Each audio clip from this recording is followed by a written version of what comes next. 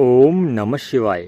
आज की जो हमारी चर्चा होगी वो यह होगी कि गृहस्थी जीवन में रहते हुए व्यक्ति कोई मोक्ष को प्राप्त कर सकता है या आत्मज्ञान कैसे प्राप्त कर सकता है। तो आज की चर्चा के ऊपर हम हर दृष्टिकोण से इस विषय की और गहरी तरीके से गहन तौर पे इस विषय का जो है निष्कर्ष निकालेंगे और पता करेंगे हमारे वेद ग्रंथों के माध्यम से कि गृहस्थी जीवन में कोई व्यक्ति मोक्ष को आत्मज्ञान को प्राप्त कर सकता है या नहीं कर सकता।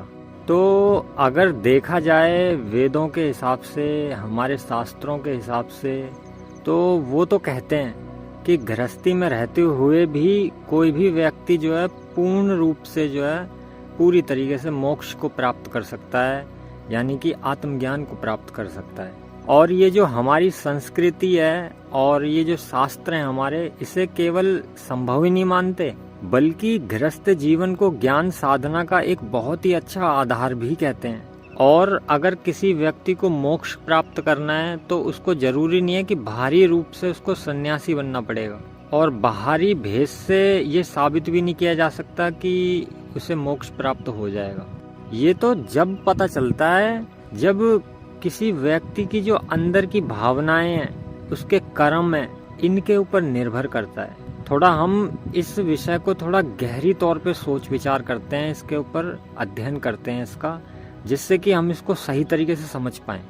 तो देखो, गृहस्थी जीवन को हमें बंधन नहीं समझना है बल्कि गृहस्थी जीवन को हमें साधना बनाना है। जैसे गृहस्थ जीवन में आपका जो परिवार है और जो भी आपके रिश्ते हैं, तो उन कर्तव्यों को जब तुम धर्म, न्याय और प्रेम के साथ में करते हो मिलके, तब वही कर्तव्य तुम्हारे कर्म योग बन जाएंगे, जो कि आपके चित्त को और शुद्ध करेंगे और उसको आत्मज्ञान के योग्य बनाएंगे।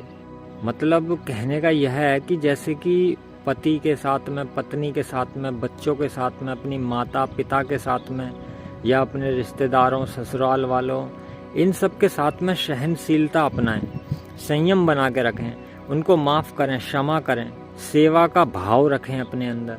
तो इससे क्या होगा कि आपके अंदर का जो अहंकार है वो घटेगा, और इससे क्या होगा कि आपका ज्ञान का मार्ग मजबूत होगा। अब हम कर्तव्य योग के बारे में जाने, यानी कि कर्म योग के बारे में जाने, तो उसको बनाए रखने के लिए तो देखो भगवत गीता में श्री कृष्ण जी ने कहा है, और अन्य जो वेदांत ग्रंथ हैं उन्होंने भी कहा है कि व्यक्ति जो है वो गृहस्थी को बिना त्यागे ही अगर यज्ञ भाव से कर्म करने लगेगा तो उसको अपने आप ही रास्ते दिखाई देने लग जाएंगे, मार्ग दिखाई देने लग जाएंगे। आप जो भी कर्म कर रहे हो, जो भी आपका कर्तव्य है, उसको आप ईश्वर को समर्पित कर दो, और उस कर्म को करने के बाद में आपको क्या फल मिलेगा इसकी इच्छा तो बिल्कुल छोड़ दो, और अपने परिवार की इस तरीके से सेवा करो, इस तरीके से कि उसको एक साधन समझो कि यह साधन मुझे ईश्वर से मिलाएगा। तो आपका जो धन है, सुख है, उसको ईश्वर दत्त साधन समझकर दूसरों की सेवा करो, दान करो, और अपने बहुमूल्य समय को भजन सेवा में लगाओ। क्योंकि देखो, हमारे जो शास्त्र हैं वो कहते हैं कि गृहस्थ आश्रम में सबसे पहले कर्म योग से मन को शुद्ध करना पड़ता है, उसके बाद ही ज्ञान योग से आत्म जिज्ञासा की ओर धीरे धीरे बढ़ना होगा।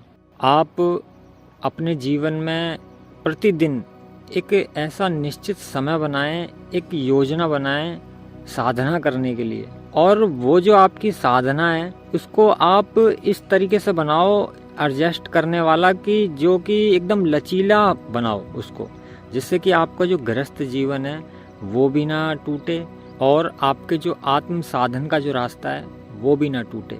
रोज कोशिश करें कि अपने साथ में समय बिताने की कोशिश करें, अकेलेपन में कम से कम आधा घंटा, 30 मिनट या 60 मिनट अकेलेपन में बैठने की कोशिश करें, जिसमें कि आप ध्यान करें, एकाग्र दृष्टि करें और अपने आप से पूछें कि मैं हूँ कौन। अपनी आत्मा के ऊपर ही प्रश्न करें, अपने आत्मा के बारे में ही विचारें, और कोशिश करें कम से कम दिन में एक बार जप करें, अपने इष्ट देवता का नाम जप करें, या अगर कोई भी पवित्र नाम आप जप रहे हो पहले से तो उनका जप करें, जैसे हरे कृष्ण, हरे राम, राधा राधा, राम राम, शिव शिव, श्याम श्याम या ओम नमः शिवाय।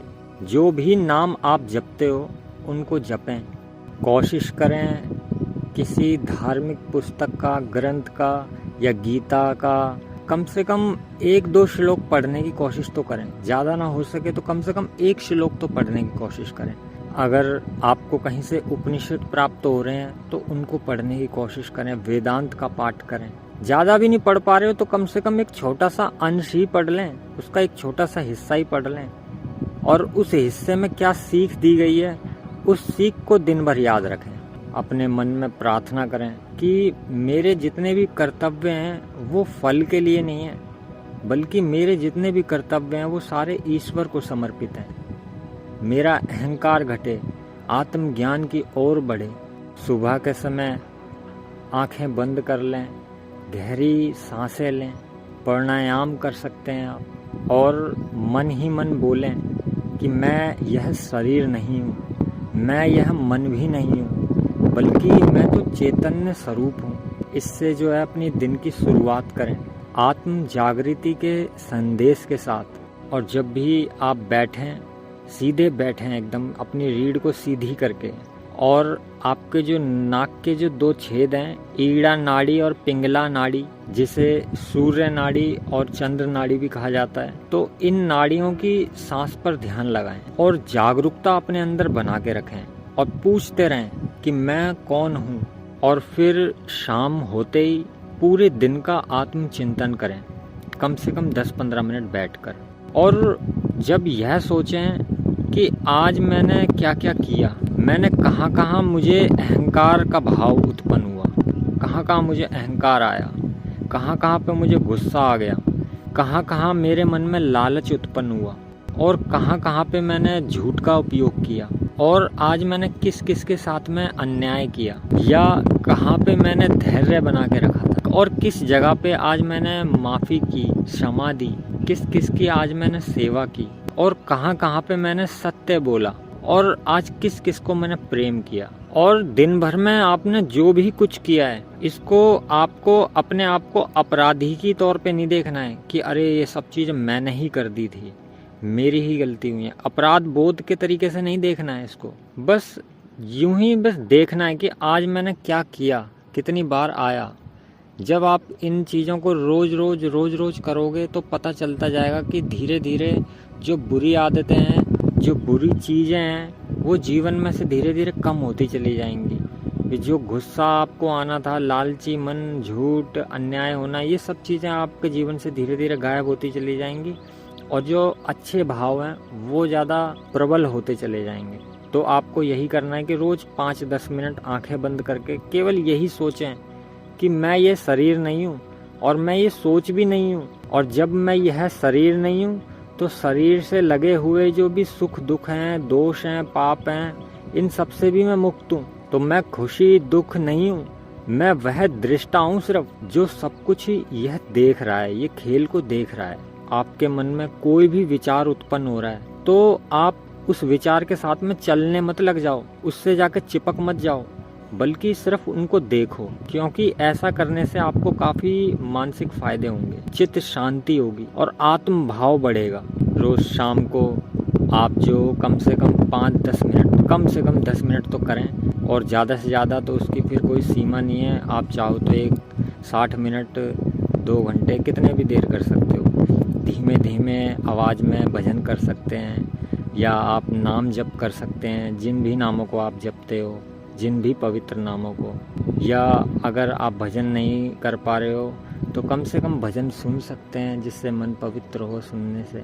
क्योंकि जब हम इन कार्यों को करेंगे तो इसमें क्या है कि हमारे जो सारे दिन मन में उथल पुथल रही है वो सब कुछ शांत होगा, जिससे क्या होगा कि रात में हमें अच्छी गहरी नींद आएगी, जिससे हमारी आंतरिक शांति जो है वो बनी रहेगी।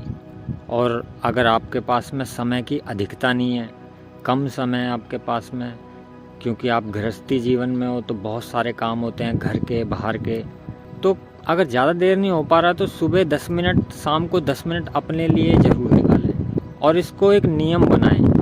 काम काज जो हैं वो आपके चलते रहें, मगर चलते चलते उसी बीच में मगर ये भी मन में स्मरण करते रहें, सोचते रहें, विचारते रहें कि मैं कौन हूँ।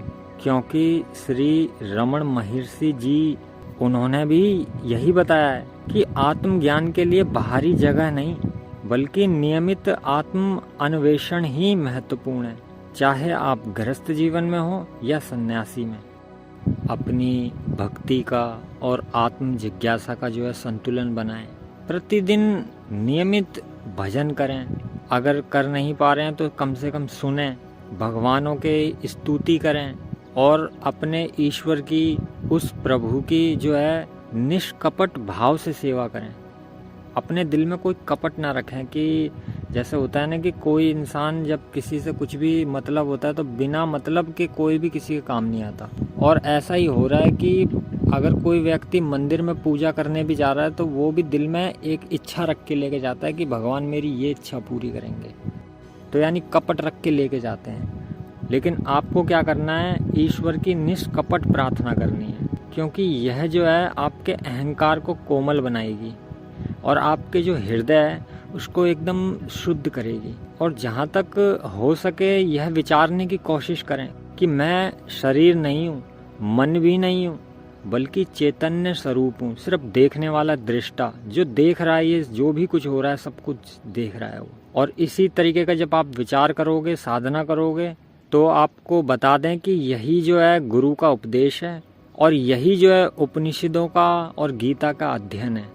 अगर कोई भी व्यक्ति है और गृहस्थ जीवन में रहते हुए मोक्ष की प्राप्ति चाहता है, आत्मज्ञान चाहता है, तो उसको अपने जीवन में जो है कुछ नियम बनाने पड़ेंगे साधारण से, और साथ ही साथ अपने आचरण जो हैं वो भी सुधारने होंगे। जैसे कि असत्य को छोड़ना होगा, चोरी जैसा बुरा काम छोड़ना होगा, लालच की भावना को त्यागना होगा, किसी के साथ में भी अनैतिक व्यवहार करने से बचना होगा। और ये जितने भी बेकार के जो तुच्छ विषय हैं, इन विषयों के अंदर जो है धीरे धीरे फंसना जो है बंद करना होगा। कोशिश करें कि अपने बच्चों को अच्छे संस्कार देने की, अपने परिवार में, अपने घर में एक धर्म संस्कारी वातावरण बनाने की। और ऐसा जब ही होगा जब आपके अंदर नम्रता होगी, ईमानदारी होगी, और ऐसा करने से आपका चित्त तो शुद्ध होगा ही, साथ ही साथ आपके परिवारजनों का भी चित्त शुद्ध होगा। लेकिन ऐसा करना बड़ा कठिन भी होता है, क्योंकि सारे मन एक जैसे नहीं होते। परिवार के अंदर कोई दुष्ट होता है तो कोई अच्छा भी होता है। खैर ये अलग विषय है, इस विषय पे अभी हम वार्तालाप नहीं कर रहे हैं, चर्चा नहीं है हमारी, तो अभी हम इस विषय को छोड़ देते हैं। तो आपको बस यही याद रखना है कि व्यक्ति को मोक्ष प्राप्ति के लिए गृहस्थी जो है उसकी बाधा नहीं बनती, बल्कि अगर व्यक्ति चाहे तो इसको एक अवसर बना सकता है।